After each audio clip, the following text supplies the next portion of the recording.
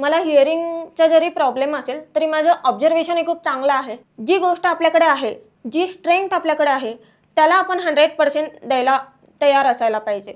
जे काही 50% आधी झालेलं होतं किंवा लाईफमध्ये जे काही आधी जे काही स्ट्रगल असेल, तो मोस्ट ऑफ दी 70-80% माझा जो काही स्ट्रगल असेल तो दीपस्तंभमध्ये येऊन खूप कमी झाल्यासारखं मला वाटलं. टर्निंग पॉईंट होता जिथे मी माझं डिसिजन खूप ठामपणे मला विश्वास बसला की नाही मी हे आता करूच शकते. आधीचे जे 2 अटेम्प्ट होते ॲज अ पर्टिक्युलर गायडर किंवा मटेरियल माझ्याकडे अवेलेबल नव्हतं. जेव्हा 2023मध्ये मी दीपस्तंभमध्ये आले तेव्हा मला एक दिशा मिळाली. रसिक प्रेक्षक हो नमस्कार. मी ऋषिकेश भारत पवार दीपस्तंभ मनोबल फाउंडेशनच्या या विशेष प्रेरणादायी पॉडकास्टमध्ये आपल्या सर्वांचं मनपूर्वक स्वागत करतो. असं म्हणतात की कैसे आसमां में सुराख नहीं हो सकता, कैसे आसमां में सुराख नहीं हो सकता, एक पत्थर तो तबियत से उछालो यारो. कसं असतं, बऱ्याचदा आयुष्यामध्ये अनेक गोष्टी ह्या अशक्यप्राय वाटतात, परंतु जोपर्यंत ते कुणी सिद्ध करून दाखवत नाही तोपर्यंत आपल्याला त्यावर विश्वास बसत नाही. UPSC सिव्हिल सर्व्हिसेस एक्झाम म्हणजे ज्याला आपण नागरी सेवा परीक्षा म्हणतो, ही भारतातली सर्वात कठीण परीक्षा आहे. आणि या परीक्षेमध्ये दीपस्तंभ मनोबल परिवाराच्या तब्बल 19 विद्यार्थ्यांनी दैदिप्यमान यश मिळवलं आहे. आणि या आनंदाला द्विगुणित करण्यासाठी म्हणा की याच दीपस्तंभ परिवारातील आमची सर्वांची लाडकी विद्यार्थिनी रेणुका केकन, खरं तर मी त्यांना आता रेणुका मॅडम असं म्हटलं पाहिजे, तर रेणुका मॅम यांनी ऑल इंडिया रँक 948 मिळवला आहे. ही एक अभिमानाची बाब आहे. खरं तर रेणुका मॅम यांच्याबद्दल बोलायचं झालं तर त्या हिअरिंग इम्पेअर्ड अर्थात श्रवणदोष या दिव्यांग कॅटेगरीमध्ये येतात. म्हणजे ऐकून न येणं. आणि विशेष बाब म्हणजे हे लिमिटेशन असताना, ही मर्यादा असतानाही आपलं शिक्षण त्यांनी पूर्ण केलं, डिग्री मिळवली आणि UPSCची ही खडतर परीक्षा आपल्या 3ऱ्या प्रयत्नामध्ये त्यांनी क्रॅक केली. त्याबद्दल रेणुका मॅम तुमचं मनपूर्वक अभिनंदन. Thank you so much sir. तर रेणुकाजी, आज जागतिक महिला दिनसुद्धा आहे. तर सगळ्यात पहिल्यांदा महिला दिनाच्या तुम्हाला शुभेच्छा देतो.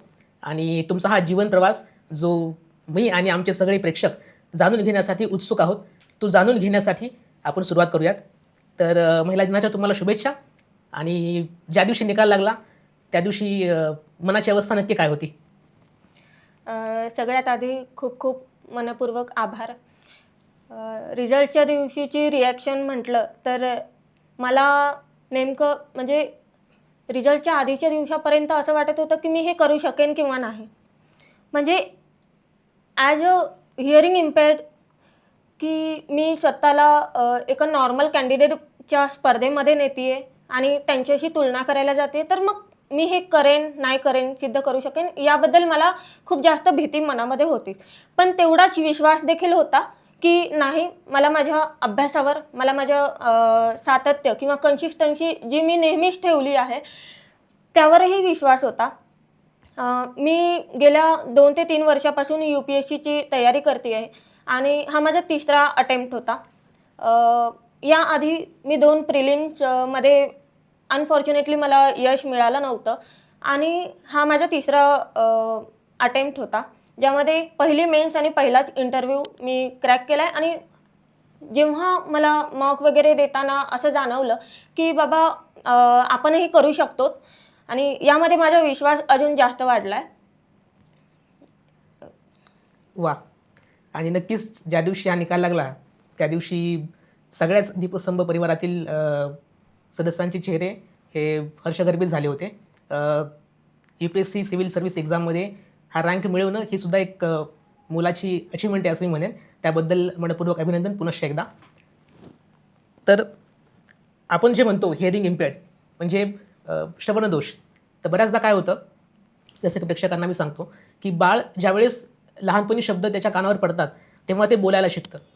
पण वास्तविक पाहता रेणुका मॅम यांचा विचार केला तर ते शब्द त्यांच्या कानावर पडतच नव्हते. मग तशा अवस्थेमध्ये शिक्षण घेणं, डिग्री मिळवणं आणि विशेष म्हणजे एवढी मोठी एक्झाम क्रॅक करणं ही स्वतःमध्येच एक मोठी अचिव्हमेंट आहे असं मी म्हणेन. तर हा लहानपणापासूनचा UPSCमध्ये एकदम कलेक्टर साहेबीन ज्याला आपण म्हणतो किंवा कलेक्टर मॅडम म्हणतो तोपर्यंतचा हा प्रवास जो आहे तो प्रवास कसा होता? खरं तर हिअरिंग इम्पेअर्ड म्हणून जो प्रवास असतो तो खूप खडतर असतो. खूप अनेक अडचणी येतात. पण मी त्या अडचणींना अडचण म्हणून घेतलं नाही. कारण जरी म्हणजे माझ्या ह्यामध्ये असं होतं की लाईक मला हिअरिंगचा जरी प्रॉब्लेम असेल तरी माझं ऑब्झर्वेशन हे खूप चांगलं आहे. जर एक गोष्ट आपल्याकडे कमी आहे तर मी ऑब्झर्व तरी चांगलं करू शकते. तर जी गोष्ट आपल्याकडे आहे, जी स्ट्रेंथ आपल्याकडे आहे, त्याला आपण 100% द्यायला तयार असायला पाहिजे. मग मी लिप्स रीडिंग करत गेले, की हां, म्हणजे ऑब्झर्वेशनच्या बेसिसवर मला लिप्स रीडिंग चांगलं जमतं. अच्छा. सो मी लिप्स रीडिंग करत करत शिकले आणि मोस्ट ऑफ दी टाईम म्हणजे लाईक शालेय शिक्षण असो किंवा कॉलेजमध्ये मला खूप अडचणी येत गेल्या. मी लेक्चर बंक केले कारण मला लेक्चरमधलंही काही म्हणजे असं समजत नव्हतं. पण विद्यार्थ्यांनी म्हणजे जे काही कॉलेजमधले माझे मित्रमैत्रिणी वगैरे होते, त्यांच्याही मला खूप जास्त त्यांनी मला हेल्प केली आहे, की नोट्स वगैरे प्रोव्हाईड करणे झालंय किंवा क्लासमध्ये जे काही शिकवलंय ते परत एकदा सांगणे, बाहेर इंडिव्हिज्युअल लेवलला मला सांगणे. यामध्ये खूप महत्त्वाचं माझ्या मित्रमैत्रिणींचा खूप जास्त वाटा आहे. वा. सो त्यांना पण थँक्यू. माझी मम्मी म्हणजे गृहिणी आहे, पण ती डी-एड वगैरे झालेली असल्यामुळं म्हणजे तिने मला 10वी-12वी पर्यंत पण वाचून दाखवणे, शिकवणे, परत सांगणे. कारण मला खूप कॉमन शब्द पण माहिती नव्हते. लाईक खूप असे की जे वाचनात आलेले शब्द आहे ते ठीक आहेत, तोपर्यंत माहिती होतं. पण मी 10वी पर्यंत जे हिअरिंग एड आहे ते यूज केलं नव्हतं. त्यामुळे मला खूप छोट्या-छोट्या गोष्टींचे आवाज माहिती नव्हते, की हां, याला पण आवाज असतो. लाईक पक्ष्यांचा पण आवाज असतो, फॅनचा पण आवाज आपल्याला येतो. टेबलवर आपण डोअर, टेबल काहीही नॉक करतो, तर त्याचाही आवाज येतो. जेव्हा आपण लाईक केस वगैरे विंचरतो, याचाही आवाज असतो. हे जेव्हा मी मशीन यूज केलं, तेव्हा मला कळालं म्हणजे अक्षरशः तेव्हा मी रडले. मग आता मला हे केव्हा समजलं, तर जेव्हा मी हॉस्पिटलला गेले, मी खूप वेळा हॉस्पिटलला गेले होते 9वी-10वी पर्यंत. पण मी लिप्सिंग करत होते आणि याबद्दल मला काहीच कल्पना नव्हती, की मी लिप्स रीडिंग करते. मला असं वाटायचं, की मला आवाज येतोय आणि नंतर डॉक्टरांनी सांगितलं की तुला तर बरोबर आवाज येतोय. तुला का असं वाटतं, की तुला आवाज येत नाही वगैरे. मी म्हणायचे मला नाही समजत. जे काही स्कूलमध्ये वगैरे शिकवतायत ते मला कळत नाहीये.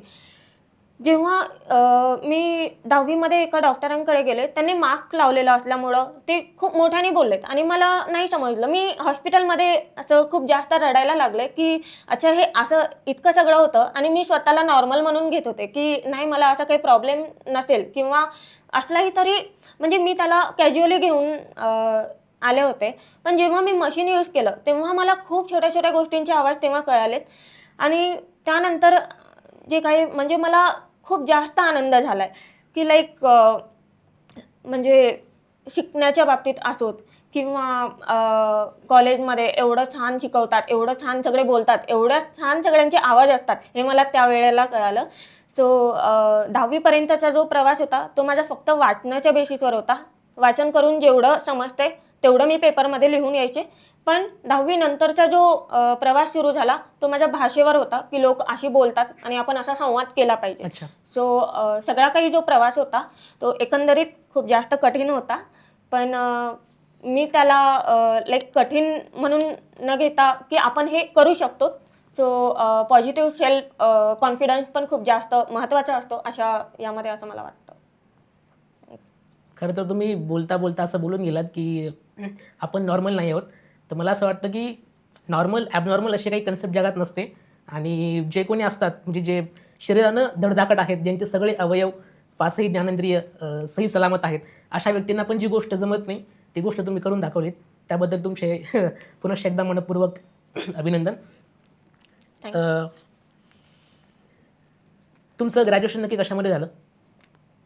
माझं ग्रॅज्युएशन फर्ग्युसन कॉलेजमधून सोशिओलॉजी या BA सोशिओलॉजीमध्ये झालेलं. अच्छा. मग आपण UPSCची एक्झाम द्यायची हे स्वप्न तुम्ही नक्की कधी बघितलं? खरं तर स्वप्न म्हणजे 4थी-5वीमध्ये मोठे-मोठे अधिकारी जेव्हा बघायचे, तेव्हाच असं वाटायचं की नाही हे पॉवर, हे औरा असायला पाहिजे. आणि त्यानंतर म्हणजे ठाम निर्णय जेव्हा घेतला तो 9वी-10वीमध्ये असताना मी ठरवलं की मला कला शाखेत जायचंय आणि कला शाखेतून ही पदवी वगैरे मिळवायची आहे. मग UPSCच का करायची? किंवा UPSCमध्ये हीच पोस्ट मला का हवी आहे? याचा कधी विचार केला होता का? वडील मुळात जिल्हा परिषदची शिक्षक असल्यामुळे अच्छा.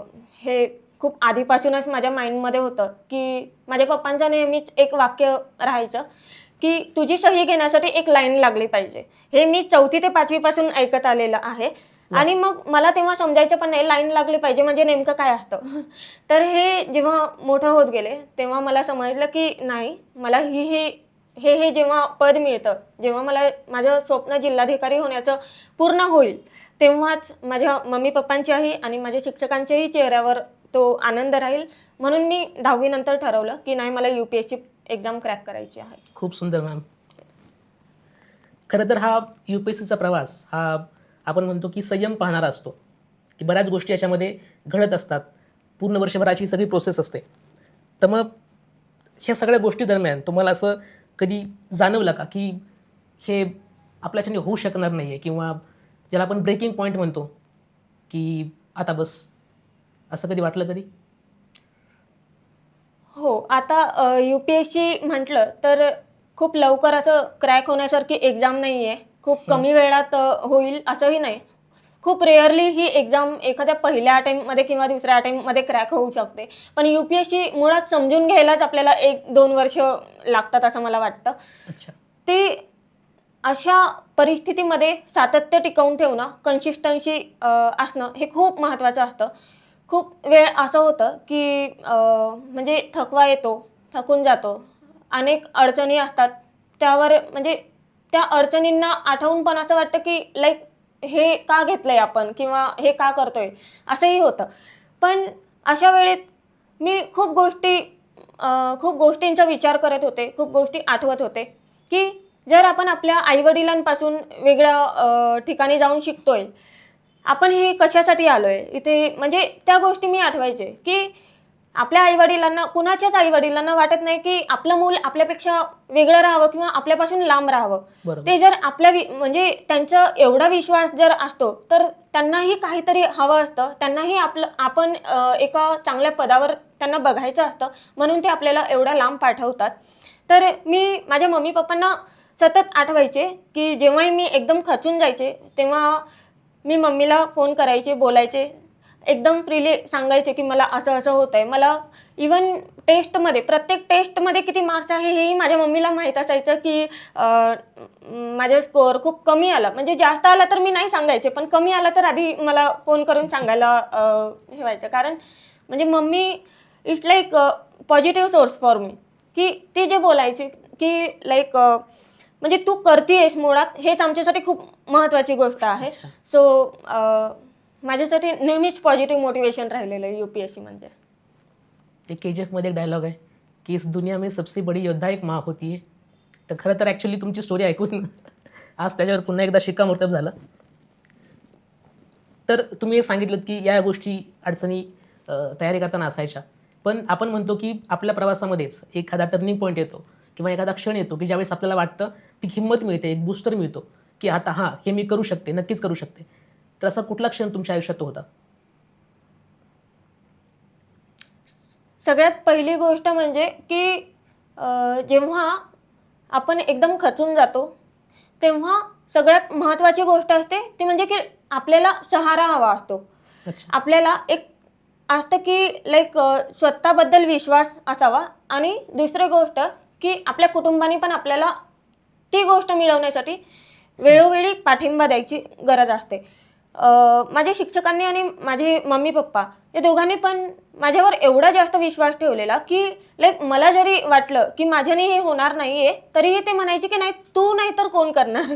किंवा म्हणजे बऱ्याच गोष्टी अशा झाल्यात, की माझ्या लाईफमध्ये खूप जास्त अचीव्हमेंट मला मिळालेले होते. याही आधी लाईक मी 12वी पण अमरावती बोर्डातून पहिली आलेले होते. तेव्हा पण मला कॉन्फिडन्स आला, की नाही मी हे करू शकते. आणि त्यानंतर फर्ग्युसन कॉलेजमध्ये पण मी जेव्हा ॲडमिशन घेतलं, त्यानंतर ग्रॅज्युएशनला मला चांगला स्कोअर असल्यामुळे मी टॉप 15मध्ये होते फर्ग्युसन कॉलेजमध्ये पण. सो मला प्रत्येक वर्षी असा विश्वास येत गेला, की नाही मी हे करू शकते. सो हे एक एक पॉझिटिव्ह गोष्ट होती माझ्यासाठी. ॲक्च्युली लहानपणापासूनच तुम्ही तेवढ्या हुशार होतात आणि मग ज्यावेळेस ग्रॅज्युएशन झालं त्यावेळेस मग तुम्हाला दीपस्तंभ फाउंडेशनबद्दल कसं कळालं? येस. तर ग्रॅज्युएशन माझं 2022मध्ये झालेलं आणि मी दीपस्तंभ फाउंडेशनला 2023मध्ये प्रवेश घेतला. दीपस्तंभबद्दल बोलायचं झालं तर जे काही 50% आधी झालेलं होतं किंवा लाईफमध्ये जे काही आधी जे काही स्ट्रगल असेल तो मोस्ट ऑफ दी 70-80% माझा जो काही स्ट्रगल असेल तो दीपस्तंभमध्ये येऊन खूप कमी झाल्यासारखं मला वाटलं. अच्छा. कारण म्हणजे ही एक अशी संस्था म्हणावी लागेल की एक लाईक खूप टर्निंग पॉईंट होता जिथे मी माझं डिसिजन खूप ठामपणे मला विश्वास बसला की नाही मी हे आता करूच शकते. त्याआधी मला माहिती नव्हतं की हां होईल नाही होईल किंवा जे होईल ते बघून घेऊ, पण इथे येऊन मला असं एकदम क्लॅरिटी होती कधी होईल माहीत नाही पण होणार तर नक्की. इथे मेन म्हणजे की काउन्सिलर्स, मेंटरिंग, ॲक्सेसिबल मटेरियल जे काही होतं ते मला वेळोवेळी प्रोव्हाइड करण्यात आलं. काउन्सिलिंग सेशन मग ते इमोशनल काउन्सिलिंग असो, सायकोलॉजिकल असोत किंवा ॲकॅडमिक काउन्सिलिंग असोत, मला दीपस्तंभाने खूप जास्त मदत केलेली या माझ्या ओव्हरऑल जर्नीमध्ये. दीपस्तंभ फक्तच म्हणजे PWD म्हणून किंवा ॲज अ लाईक आपण म्हणतो EWS कॅटेगरी किंवा PWD कॅटेगरी असं न करता इन्क्लुझिव्ह वातावरण कसं बनवता येईल यावर जास्त भर देतं. सो मला असं वाटतं की एक हे असं ठिकाण होतं माझ्या लाईफमधलं की जिथे मी स्वतःला खूप जास्त घडवलं असं मला वाटतं. वा, सुंदर. आणि दीपस्तंभ फाउंडेशनमध्ये आपण असं म्हणू की बरेच विद्यार्थी आहेत आणि ते एकमेकांना तेवढेच सांभाळून पण घेत असतात. आपण इन्क्लुझिव्हिटीबद्दल बोललात आणि थोडंसं ॲक्सेसिबल मटेरियलबद्दल बोललात. तर UPSCचं बरंचसं मटेरियल हे प्रिंटेड फॉर्ममध्येच आहेच, पण काही लेक्चर्स हे ऑडिओ व्हिडिओ फॉर्ममध्ये असतात. मग हे जे लेक्चर्स आहेत तर हिअरिंग इम्पेअर्ड असतानासुद्धा हे लेक्चर्स करणं ते कसं पॉसिबल झालं आणि त्याच्या काही लिमिटेशन्स होत्या का? सगळ्यात महत्त्वाचा वाटा म्हणजे यामध्ये डिजिटलायझेशनचा आहे असं म्हणायला लागेल. कारण जसं की आपण यूट्यूबला वगैरे लेक्चर करताना मी सबटायटल्स वगैरेचा वापर केलेला आहे, पण प्रत्येक वेळेस हे अवेलेबल नसतं, प्रत्येक व्हिडिओला हे अवेलेबल नसतं. खूप अडचणी वगैरे येत गेल्या, पण मी ट्रान्स्क्रिप्ट वगैरे तयार ठेवायचे की किंवा कुणीतरी ऐकलं असेल तर मग त्यांनाही विचारायचे की नेमकं या व्हिडिओमध्ये काय आहे. किंवा खूप सारे माझे फ्रेंड्स होते ज्यांनी मला यामध्ये हेल्प केली आहे की त्यांनी मला लिहूनसुद्धा दिलं आहे. सो इन्क्लुझिव्ह म्हटलं तर डिजिटलायझेशनचा तर वाटा आहेच, पण हे अजूनही व्हायला हवं, अजून खूप ॲक्सेसिबल फॉर्मॅटमध्ये व्हायला हवं अशीही माझी इच्छा आहे. बिलकुल. ह्या सगळ्या प्रवासामध्ये हा तुमचा मला वाटतं तिसरा अटेम्प्ट, बरोबर? ते तिसरा अटेम्प्ट होता आणि असं काय वाटलं आपल्याला की मागच्या 2 अटेम्प्टमध्ये ज्या चुका झाल्या त्या तिसऱ्या अटेम्प्टमध्ये तुम्ही बरोबर टाळल्या असतील जेणेकरून तुमची प्रिलिम्स क्लिअर झाली. तर तुम्हाला काय वाटतं की आपण मागच्या 2 अटेम्प्टमध्ये कुठे कमी पडत होतो? तर सर आधीचे जे 2 अटेम्प्ट होते तेव्हा असं ॲज अ पर्टिक्युलर गायडर किंवा मटेरियल माझ्याकडे अवेलेबल नव्हतं. मी सेल्फ स्टडी करत होते. मी घरून म्हणजे घरूनच अभ्यास करायचे आणि म्हणजे थोडंसं परिस्थितीचा पण यामध्ये वाटा म्हणायला लागेल की यामुळे अनेक अडचणी येत गेल्यात की सगळे काही मटेरियल वेळोवेळी अवेलेबल झालं नाही. सो जेव्हा 2023मध्ये मी दीपस्तंभमध्ये आले तेव्हा मला एक दिशा मिळाली की नाही तुला हे करायचं आहे किंवा तुला कुठलं एक्झाम द्यायचं आहे, कुठलं नाही करायचं आहे आणि मला काय करायचं आहे यापेक्षा जास्त काय नको करू हे सांगणारे खूप जण होते. त्यामुळे म्हणजे मला दीपस्तंभमध्ये येऊन ह्या गोष्टी कळाल्या आणि म्हणून माझे 3rd अटेम्प्टमध्ये निघाले. खूप मोठी गोष्ट आहे की इतक्या लवकर इतक्या कमी अटेम्प्टमध्येही एक्झाम क्लिअर होणं. तर ह्या सगळ्या प्रवासामध्ये बऱ्याच गोष्टींना तुम्ही सामोरे गेलात जे तुम्ही मगाशी पण बोललात. पण आपण म्हणतो की माझं आयुष्य जगत असताना की काहीतरी गोष्टी ह्या फिक्स असतात ज्याला आपण तत्त्व म्हणतो किंवा आपली मूल्य म्हणतो. तर तुमच्या आयुष्यातली अशी ही नक्की कोणती मूल्य आहेत की ज्यांची कास तुम्ही अजूनपर्यंत सोडली नाही आणि या मूल्यांमुळेच तुम्ही हे यश संपादन करू शकलात? ओके. तर यामध्ये पहिली गोष्ट म्हणजे की ऑनेस्टी, की तुम्ही जे काही करताय तर ते तुम्ही लॉयल्टीने करा, ऑनेस्टी करा. लाईक मी हेच फॉलो केलं की मला कुणाला तरी दाखवायचं आहे म्हणून मला अभ्यास नाही करायचा आहे, मला कुणाला तरी पटवून नाही द्यायचं आहे की मी अभ्यास करते. तर माझी एक सवय असायची की कुणीतरी असताना अभ्यास करण्याला अर्थ नाही आहे. लोक जागलेले असू देत किंवा झोपलेले असू देत, माझा टाईम जो मला योग्य वाटतोय तेव्हा मी अभ्यास करायला पाहिजे. तर ही पहिली गोष्ट की ऑनेस्टी आणि लॉयल्टी आपल्यामध्ये असायला पाहिजे. दुसरी गोष्ट की इंटिग्रिटी. लाईक तुम्हाला जेव्हा कोणी बघत नाही तेव्हाही तुम्ही चांगलं काम करताय, तर ती गोष्ट एक खूप महत्त्वाची असते. आणि हे फक्त तुम्हाला एज्युकेशन बॅकग्राऊंडमध्ये हेल्प करेन असं नाही आहे, तर ते तुमच्या इन जनरल लाईफमध्ये हे खूप महत्त्वाची तत्त्व आहेत. सो ऑनेस्टी, इंटिग्रिटी आणि कन्सिस्टन्सी. तर मी सातत्य आधीपासूनच ठेवलं आहे. आणि ज्या दिवशी लाईक अभ्यास वगैरे नसेल त्या दिवशी मी खूप बोर होते. रिझल्ट पण आला तर त्यानंतर पण असं काहीतरी वाचायचं किंवा हे कन्सिस्टन्सी म्हणजे मेंटेन करायला पाहिजे. सो सो दॅट जे सक्सेस आहे ते आपल्या खूप जवळ येईल असं मला अच्छा. वाटतं. प्रामाणिकपणा, सचोटी आणि सातत्य यांची कास त्यांनी कधी सोडली नाही आणि त्याचं फळ आपण बघताय की तिसऱ्या अटेम्प्टमध्ये त्यांनी UPSCची ही खडतर परीक्षा यशस्वीरित्या पार केली. तर मला वाटतं प्रत्येक व्यक्तीच्या आयुष्यामध्ये ही मूल्ये तितकीच महत्त्वाची असतात. भलेही तुम्ही स्पर्धा परीक्षा करत असाल किंवा इतर कुठल्या पदांवरती असाल, पण मूल्यांची कास कधी सोडायची नाही. पण आपण नेहमी म्हणतो की मी कुठल्या तरी व्यक्तीला माझ्या आयुष्यामध्ये आदर्श मानते, आयडियल मानते. तर तुम्ही फक्त सिव्हिल सर्व्हिसेसमध्येच नाही, तर आयडियल म्हणून नक्की कुणाकडे पाहता? सगळ्यात पहिली गोष्ट म्हणजे की माझे मम्मी पप्पा. कारण बरोबर. माझे पप्पा जिल्हा परिषद शिक्षक असल्यामुळे त्यांनी मला नेहमीच सपोर्ट केला आहे. पण तेवढाच सपोर्ट एखाद्या मुलीसाठी तिच्या आईचाही लागतो. बरोबर. याचं कारण असं की जर माझ्या आईने फक्तच बांगड्या घालून घरात बसायचा विचार केला असता तर आज मी इथपर्यंत नसते. पण तिने ह्या पलीकडे विचार केला आहे की माँसाहेब जिजाऊ असोत किंवा सावित्रीबाई फुले असोत, आनंदीबाई जोशी असो, या सगळ्यांबद्दल ती मला कंटिन्युअस सांगत होती की जर तितक्या कठीण परिस्थितीमध्ये जर त्या करू शकत आहेत, तर तू आज एवढं चांगलं वातावरण असताना का करू शकत नाही? किंवा मला म्हणजे माझ्या मम्मीला जे काही मिळालं नाही ते तुला सगळं काही मिळतंय. आणि मम्मीलाही शिक्षणाची आवड होतीच खूप. म्हणजे ती पण MPSC वगैरेचा अभ्यास करायची, जेणेकरून अच्छा. म्हणजे लाईक म्हणजे आजी आजोबा असो किंवा घरचे इतर कुणीही असो, शिकू देत किंवा न शिकू देत, पण माझी मम्मी अभ्यास स्वतः करत राहायची. सो मी लहान होते 4थी-5वी मध्ये. सो मी डोळ्यासमोर बघितलंय की घरामध्ये कुणीही शिकू देत नसतानाही जर ती अभ्यास करू शकते, तर मला तर तेवढं फ्रीडम आहे, मी केलंच पाहिजे. So that's why. एक खूप मोठी गोष्ट आहे की आजच्या काळामध्ये की ज्याला आपण जेन झी म्हणतो, त्या काळात सुद्धा आपल्याच आईवडिलांना आदर्श मानून जगणारी ही तरुण पिढी आहे. त्या पिढीच्या तुम्ही एक आहात. मला स्वतःला हे ऐकून फार भारी वाटते. थँक्यू. तर आता तुम्ही अधिकारी बनत आहात आणि ही खूप मोठी गोष्ट आहे की एक दिव्यांग विद्यार्थी त्या सिस्टीममध्ये जाणं. मग एक HI म्हणजे हिअरिंग इम्पेअर्ड असणारी व्यक्ती जेव्हा सिस्टीममध्ये जाईल, तेव्हा ती आपण जी इन्क्लुझिव्हिटी म्हणतो, सर्वसमावेशकता म्हणतो, जी सिस्टीममध्ये यायला हवी, तर ती तुम्हाला अजून दिसते का? आणि जर ती तितकीशी दिसत नसेल, तर तुम्हाला काय वाटतं की अधिकारी बनून तुम्ही त्यात कॉन्ट्रिब्युशन कसं देऊ शकाल? जेव्हा आपण प्रशासनामध्ये जातो तेव्हा मला असं वाटतं की दिव्यांगांसाठी तर ह्या गोष्टी एक ॲक्सेसिबल फॉर्मॅटमध्ये आपण अवेलेबल करून दिल्या पाहिजे. अच्छा.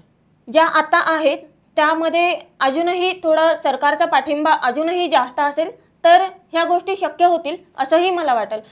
दीपस्तंभसारख्या ज्या इन्स्टिट्यूशन आहेत की ज्या PWDसाठी विशेषतः काम करत आहेत, त्यांनाही सरकारचा पाठिंबा मिळाला तर ह्या गोष्टी शक्य होतील. प्रशासनामध्ये जाऊन एक इन्क्लुझिव्हिटीचं जे वातावरण आहे ते माझ्या अंगी असेल असंही मला वाटतं. याचं कारण असं आहे की मी 2 ते 3 वर्ष दीपस्तंभमध्ये राहून असं तिथे मोस्ट ऑफ दी स्टुडंट्सला मी अधिकारी होताना बघितलंय किंवा माझ्यासमोर खूप सारे जे माझे फ्रेंड्स असतील ते सरकारी पदावर आज काम करत आहेत.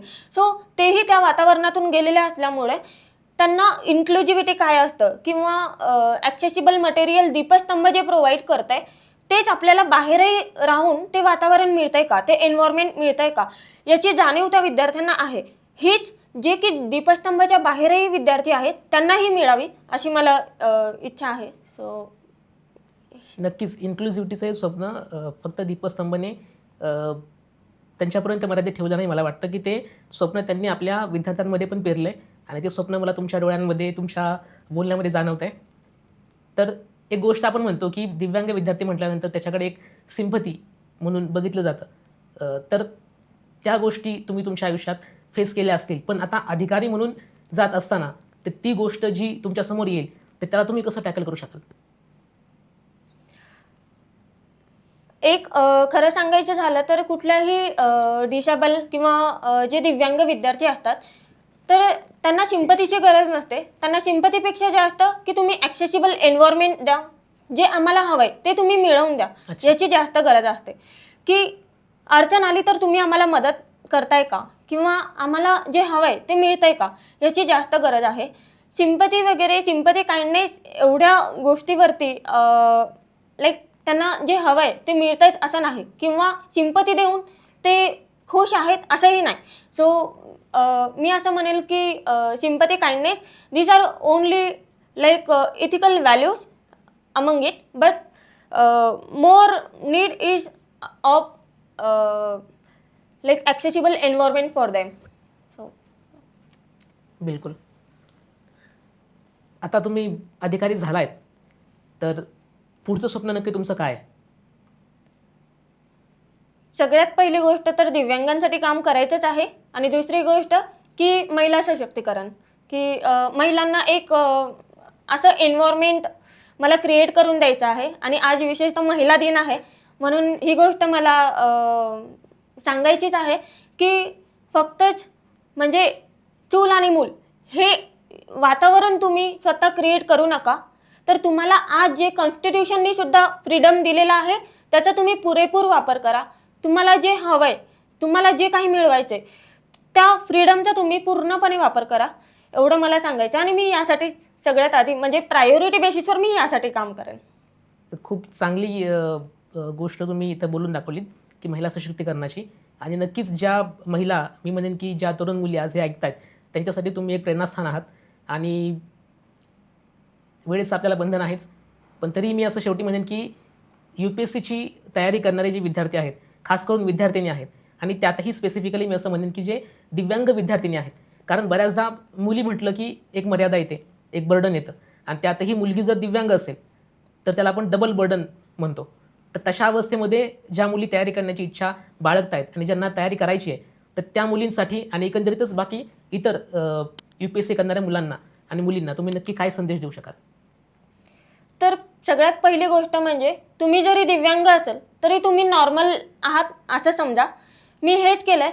मी नेहमी कंपेअर मला नॉर्मलमध्ये केलं की मला तेवढेच मार्क्स मिळवायचे आहे. मला खूप छोट्या छोट्या गोष्टी मी त्यांच्याबरोबर कंपेअर करत आले, आणि कदाचित मला असं वाटतं की म्हणूनच मला हे यश मिळालं. जर मी फक्तच माझ्या कॅटेगरीचा किंवा माझ्यापुरता मर्यादित जर मी विचार ठेवला असता तर मे बी मी इथपर्यंत नसते. पण मी नॉर्मल मला समजत आले, मी ह्या अपंगत्वाचा मी विचार केलेला नाही. आणि विशेषतः महिलांना सांगायचं झालं तर तुम्हाला पूर्ण फ्रीडम आहे, तुम्ही त्याचा वापर करा. आणि जर सांगायचं झालं तर कन्सिस्टन्सी ठेवा. एकदा उडी मारून काहीही होत नाही, तर कासवासारखं हळू का होईना पण अभ्यास नेहमीच सुरू ठेवा.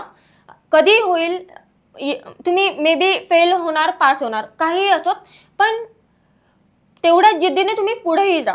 सो आणि विशेषतः मला पालकांनाही एक सांगायचं आहे की मुलींना तेवढी खूप म्हणजे मुलांना तरी संधी आहे आणि तेही म्हणजे खूप चांगलं करतीलच, पण मुलींवर तुम्ही विश्वास ठेवा आणि मुलींना हे तेवढी संधी द्या. त्या नक्कीच संधीचं सोनं करतील. नक्कीच मॅम. आणि मला पूर्ण विश्वास आहे की तुमचा हा संदेश पालकांपर्यंत, त्या मुलींपर्यंत आणि स्पर्धा परीक्षेची तयारी करणाऱ्या, खास करून UPSCची तयारी करणाऱ्या आणि सोबतच इतर दिव्यांग विद्यार्थ्यांपर्यंत, त्यांच्या काळजापर्यंत नक्कीच पोहोचेल. तर आज ह्या पॉडकास्टमध्ये रेणुका केकन मॅम यांच्याशी आपण संवाद साधलात. जणू काही त्या सांगत होत्या की मी जन्माला आले नाही केवळ जगण्यासाठी, दुनिया माझ्या आयुष्याची मी हिरवी केली आहे. बरेही आयुष्यानं आयुष्याची माती माती केली, पण पण त्या आयुष्याच्या मातीची मी मूर्ती केली आहे.